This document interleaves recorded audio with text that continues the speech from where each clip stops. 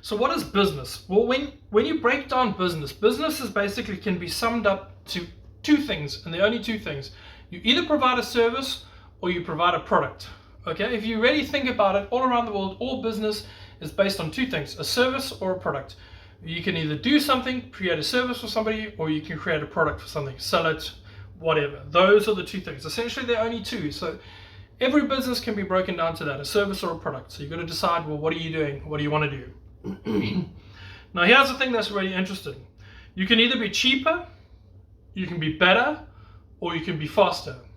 Generally, you can be two, but it's incredibly difficult to be three. Well, what do I mean? Well, you can be the cheapest and you can be the fastest, but you're unlikely to be the best. You can be the best and you can be the fastest, but you're unlikely to be the cheapest. You can be the fastest and you can be best, or you can be cheapest and fastest, cheapest and best. Unlikely. So the point is, you got to decide where do you want to pitch yourself? Do I want to be the cheapest guy on the market? Do I want to be the fastest product on the market or the fastest service on the market? Do I want to be the best service in the market? Well, if I'm going to be the best, am I going to be the cheapest? Probably not. Why? Because it's going to cost me more to produce my best product than the cheapest product on the market or the cheapest service on the market. Do I want to be the fastest? Yeah, I can be the fastest, but then I have to staff up quite significantly, or I have to keep stock quite significantly, so I'm never going to be the cheapest. But I might be the best. So you got to decide which of the three are you and which two do you want to choose. Now, if you can get all three, you've invented the Holy Grail and you'll probably own most of the world. But essentially that breaks business up into three little things. So just think about that. Think about what ideas you have and decide where you want to position yourself. I've found, excuse me, most people are young, just want to be the cheapest. Because they're like, oh, if I can just get this service out, I'll be cheaper than that guy, cheaper than that guy, cheaper than that guy. And initially that'll work, but being the cheapest essentially is a race to the bottom, and you don't really want to be that. You ultimately want to be the best, or you want to be the fastest.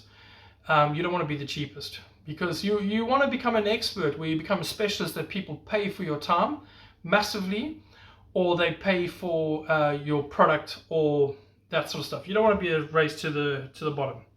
All right, now. The interesting thing is, so you have an idea and you want to make this thing a reality. So what a lot of people do is they have this great idea, and so they invent this, they put all their money into it, and they say, if we build it, they'll come. You know what happens? Most of the time they don't come. Like, the worst thing you can do is have an idea and try and start a business and say, oh, everybody needs this thing. So, because that's actually a very, very advanced business model. A lot of the products that are brilliant never succeed, and people lose all their money investing into a product they think the market wants, but they haven't tested that the market wants it. You need to find out what the market wants, what the market needs, what are the pain points, what are the questions people are asking. You fulfill that need and your business succeeds. Don't try and create demand, find the demand and meet the demand. Does that make sense? So don't, and we live in such an amazing world now. We've got Google. You can find out there's different things all over the place called keywords everywhere. You can find out exactly what people are searching for. Through eBay, you can see the sort of numbers that people are selling. Amazon, you can see the numbers people are selling. There are a lot of metrics you can look at now, and you can analyze the data and say, is there a need and is there a desire for this product or this service in this market right now? Is there a niche? Is there a gap in the market? The last thing you want to do is spend all your time, money, and effort trying to build something that nobody's looking for. And then the hardest thing in the world is trying to create awareness to make people aware that they need your product. It's very expensive. So rather just don't do it. It might not sound very sexy, but just find out what people are looking for and meet the demand. So if you find, gee whiz, people are searching for this product, cool, where can I search this product where I'll be either cheaper, where I'll be better, or where I'll be faster? And you find there's a lot of people searching for this service. How can I provide this service where I'm better, I'm faster, or I'm cheaper? And you look at that and you analyze that and you say, okay, well, if I'm the cheapest, what price could I charge? How big could this market be? How many people are looking? Are there 50 people a month in my area? Are there 5,000 people looking in a month in my area? or there's zero, and you begin to analyze it like that and start seeing what people are doing and what people are looking for. And you start meeting the demand. Stop trying to make a demand. Now, I'm going to do, you can either do sweat equity or you can put in money, So what I mean by that, well, you can either spend money to get other people to do what needs to be done to get this business off the ground, or you can beg, borrow, and steal and use time, sweat equity to make this thing come off the ground. But it's going to take longer, but it won't cost you much because you spent your time and eventually it'll equate to money. Or you can spend your money to save time. Depends where you're at in your life. What do you want to do? Now, one of the things I just wanted to say now, which is very important, is most people don't understand the name of the game. I think the problem is why the 1%ers of the world have all the money is because they play the game differently. Because guys, entrepreneurs and the 1% of the people are not working for money. They're working for assets. Now, that might sound strange, but basically it boils down to this. Most 99.9% of the population work for money to some degree. So they hone their services and their time gets exchanged for money. So my time equals money. The more time I put in, the more money. The time equals money. I used to charge £10 an hour, then I got better 20. Now I'm a specialist, I get 1,000 an hour, 100 an hour. So the more time I put in, the more money I get. So it's a direct relationship with time and money. Entrepreneurs and people who are truly, truly wealthy don't put time for money. They spend their time to work for assets that produce money. So they spend their time building a business that uses other people's time to produce money for the guy who started the business. So he's using his time equals assets that pay all the time. So he's exchanging time for an asset which produces money. Now that's where we need to understand an asset and a liability. An asset, normally people say, well, your house is an asset. It is and it isn't. An asset, essentially, watch the money flow. Where does the money go?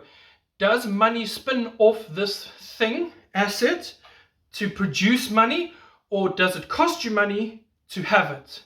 A house, technically, in the end, could be an asset when you sell it because it produces money and you paid it off and whatever. So when you sell it, it's an asset.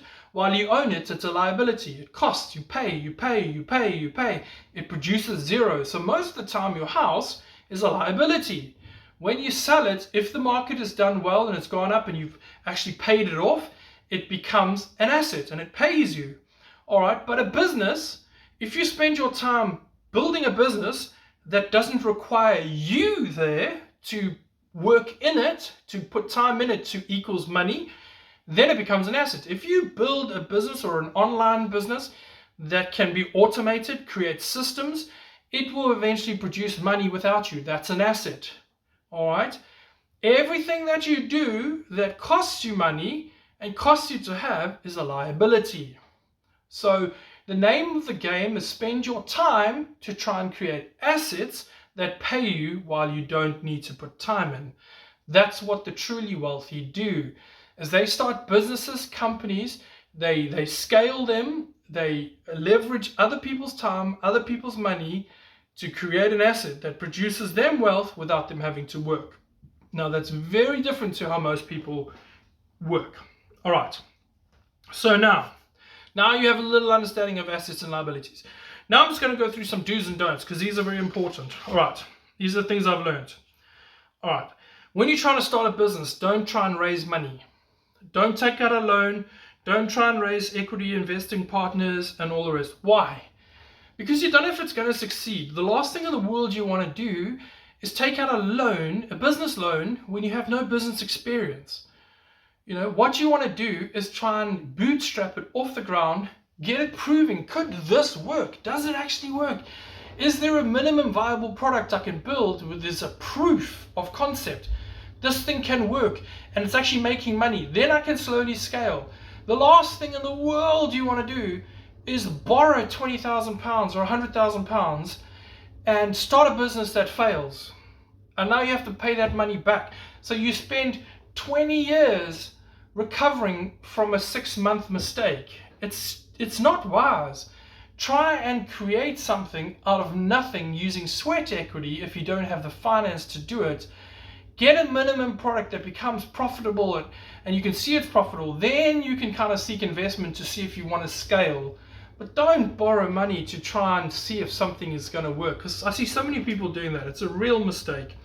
60% of UK businesses fail in their first 3 years, and 20% fail in the first year. So, it's not ridiculous. It's not like 90% of all businesses fail. They don't. But 60% do fail. That's a lot. 6 out of every 10 will fail. So if you borrowed money and you leverage yourself up, why would you want to pay for that mistake forever and ever? The last thing you want to do, you want to learn from your mistakes. You don't want to pay from them. And one of the things